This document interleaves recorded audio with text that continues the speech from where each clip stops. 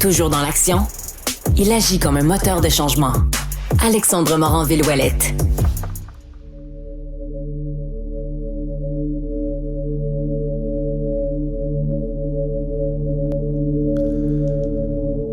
Ben oui, encore une fois aujourd'hui, j'ai pris mes petites huiles essentielles, j'ai respiré mon arôme d'eucalyptus ce matin au studio pour recevoir mon estimée collègue Jessica Giroux, notre spécialiste maison de l'ésotérisme et gestionnaire de nos réseaux sociaux. Bonjour, Jessica. Bonjour, Alexandre. Bon, de quoi on parle aujourd'hui, là? Avant que mon eucalyptus parte, là, pendant que je suis détendu, là, qu'est-ce qu'on essaye de me convaincre aujourd'hui? Aujourd'hui, Alexandre, je vais essayer de te convaincre que nous, humains, sommes affectés sur plusieurs aspects par la pleine lune.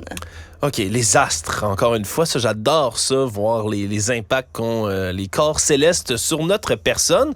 Là, tu m'intrigues parce que la Lune, ça a des impacts pour vrai, là, observables scientifiquement quand même sur l'environnement terrestre. Là. Effectivement, puis ça en a beaucoup sur l'être humain qu'on est aussi dans notre quotidien. Premièrement, pour les gens qui s'y connaissent un petit peu moins bien en cycle lunaire, bien la pleine lune, c'est la fin du cycle lunaire qui débute avec la nouvelle lune, bien évidemment. Et en fait, tout le mois, on va pouvoir observer, même dans le ciel, la lune, elle va changer de manière physique. Donc, au début, avec la nouvelle lune, mini pointe de tarte, puis à la fin, pleine lune, le gros rond. Oui, exactement. Puis là, toutes ces phases-là, bien évidemment, ont un effet, je pense, sur les marées, entre autres, puis tout ça, ça a rapport avec la position du soleil, puis de l'onde de la Terre par rapport à la Lune, puis l'éclairage que ça a. Ça, je suis familier quand même avec tout ça, mais ça a un impact, dépendamment d'à quel point la Lune est éclairée ou pas, ça a un impact sur moi. Effectivement, ça a un impact sur toi. Puis je suis bien contente de voir que tu as des bonnes connaissances générales. Tu t'y connais quand même assez bien par rapport à l'impact de la Lune sur l'océan, les mers. Mais aujourd'hui, je suis là pour t'apprendre que l'humain aussi est affecté par ça.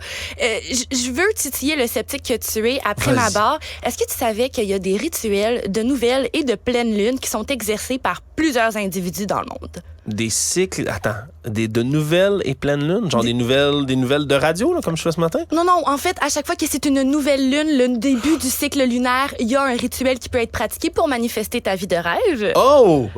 Non, ça, j'étais pas au courant du tout, mais j'ai hâte que tu m'apprennes à manifester ma vie de rêve, je t'écoute.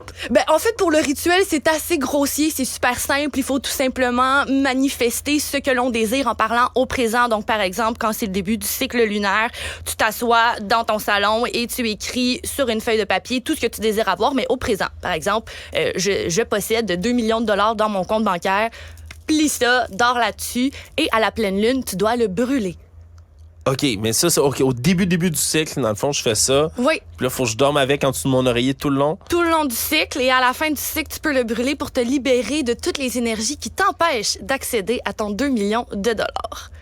Ça, ce sont des croyances spirituelles. Là, j'ai pas d'argument aujourd'hui pour te convaincre de ça. Je suis juste venue te titiller avec cette information. OK, mais là, 2 millions de dollars, tu vois, dans cette économie, j'aurais peut-être inscrit plus, mais là, peut-être que ça va moins se manifester. Écoute, je vais réfléchir à tout ça, puis surtout la partie brûlée, là. Faut que je fasse attention. Là, les feux à Montréal, mesdames et messieurs, feux ouverts, c'est interdit. Mais brûler ça dans votre évier, peut-être. Ah, oui, il y a dans des magasins ésotériques, tu peux acheter des petites soucoupes dans lesquelles il est sécuritaire de brûler tes manifestations. C'est une blague? Non. Ah. OK, c'est génial. Je suis tellement content d'apprendre aujourd'hui qu'il y a des petites coupoles pour brûler des objets cérémoniels. Bon, admettons que je commence à faire mon petit rituel, puis tout le long du mois, il n'y a rien qui se passe, tout ça? C'est le début puis la fin le plus important?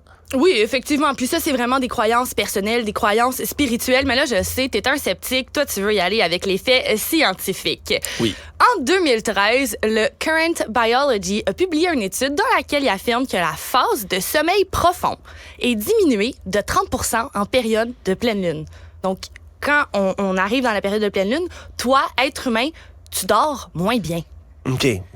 Mais ça, c'est intéressant. Est-ce que c'est expliqué pourquoi exactement ou c'est une observation empirique qu'on fait puis s'il y a une étude qui est faite derrière tout ça, je suis d'accord, là, c'est intéressant de savoir, mais est-ce qu'on a réussi à trouver pourquoi? Non, on est toujours en train de trouver la source. On est encore en train de faire des études. Le fait qu'on a remarqué, dans le fond, que le sommeil était affecté, c'est qu'on a testé plusieurs personnes à la fois. Mais le pourquoi du comment, on l'étudie encore.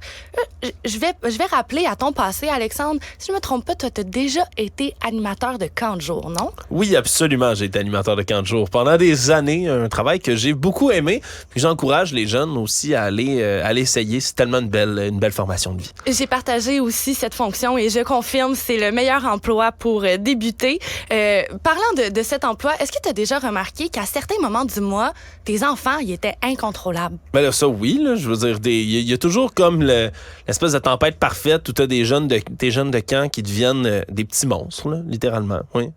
J'ai déjà observé ça. Eh bien, en enseignement aussi, ils observent ça et je te laisse entendre une enseignante. Je suis enseignante au primaire depuis plusieurs années et je peux vous confirmer que la pleine lune a un réel impact sur l'énergie et sur le comportement de mes chers élèves. C'est comme si la lune faisait un effet quelconque, mais ça touche pas juste les enfants, ça touche aussi les adultes. Les enfants deviennent complètement différents. Les journées sont assez rock'n'roll, merci. Et c'est même rendu que certains de mes collègues regardent le calendrier pour savoir c'est quand exactement les pleines lunes afin de bien se préparer en classe. OK, mais ça, c'est intéressant. Est-ce que ça a rapport peut-être avec justement le manque de sommeil? Ça peut être lié à ça. Je sais pas si tes jeunes ont moins de sommeil, sont peut-être plus fatigués, plus turbulents, plus énervés dans ton cours, je sais pas. Ça fait beaucoup de sens. Puis justement, je me suis aussi entretenue avec une infirmière qui a parlé de son expérience lors de la pleine lune dans le domaine de la santé. Je travaille dans le domaine de la santé depuis plusieurs années et je peux vous affirmer que toutes les personnes qui y travaillent croient au phénomène de la pleine lune. Il y a comme une effervescence dans l'air, les patients sont plus chigneux, rien fonctionne, rien n'est en ordre et les péripéties s'en suivent les unes après les autres. Parfois, on se dit, coudonc, qu'est-ce qui se passe aujourd'hui? Et quand on réalise que c'est la pleine lune, bien, tout s'explique.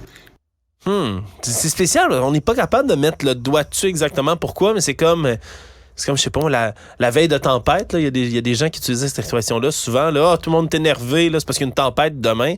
C'est un peu la même affaire. Comme une espèce de frénésie dans l'air qui se remarque surtout au niveau professionnel, mais je me suis aussi entretenue avec quelqu'un qui l'a remarqué sur le niveau personnel. J'ai suivi pendant des années de temps des cours de danse avec les mêmes filles, donc on se connaissait bien, on était très à l'aise ensemble. Et certains soirs de nos cours, on était vraiment beaucoup plus tannantes, plus jasantes. On faisait des blagues, on niaisait, on écoutait moins. Et notre professeur disait toujours, ah oui, c'est vrai, c'est soir de pleine lune ce soir. Donc, oui, c'est vrai, on le ressentait beaucoup dans notre cours de danse. On était plus comme si la lune affectait notre bonne humeur et on avait beaucoup de plaisir ensemble. Mais ça c'est intéressant quand même. Puis je me dis qu'on a peut-être, puis on n'est pas les premiers à s'intéresser au phénomène lunaire dans l'histoire humaine. Tu sais, je me dis que c'est quelque chose qui était qui était observable depuis quand même longtemps, peut-être, par des populations, par des gens. Ben, c'est sûr que oui. Puis mon argument pour clore le tout, j'aimerais conclure avec ceci. Tu l'as mentionné au début, tu es un être extrêmement cultivé. Tu l'as dit que tu le sais, l'océan, la mer, c'est affecté par la lune. Marée haute, marée basse. Mm-hmm. Et si je me trompe pas, dans la toute première chronique qu'on a faite ensemble sur l'astrologie, tu as mentionné que tu ne comprenais pas comment toi, petit humain, pouvait être affecté par des astres. Mais si la Lune peut affecter une surface aussi grande que l'océan et la mer, comment est-ce qu'elle ne pourrait pas t'affecter, toi, qui est fait à 65% d'eau?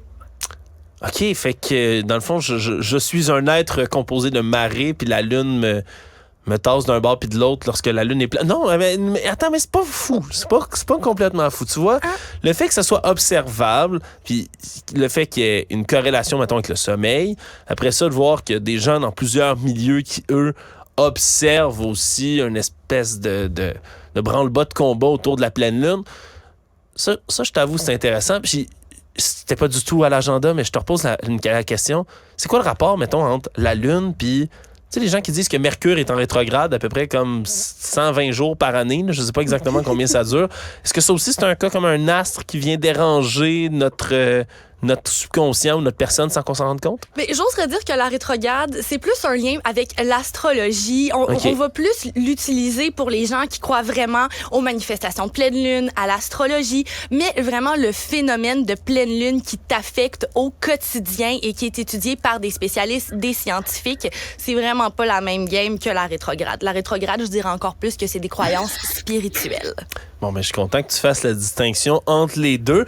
Jessica, je vais continuer à observer la prochaine fois la pleine lune. Je suis content de savoir qu'elle ne me transforme pas en loup-garou, mais que tous mes liquides à l'intérieur sont influencés par les marées de la lune.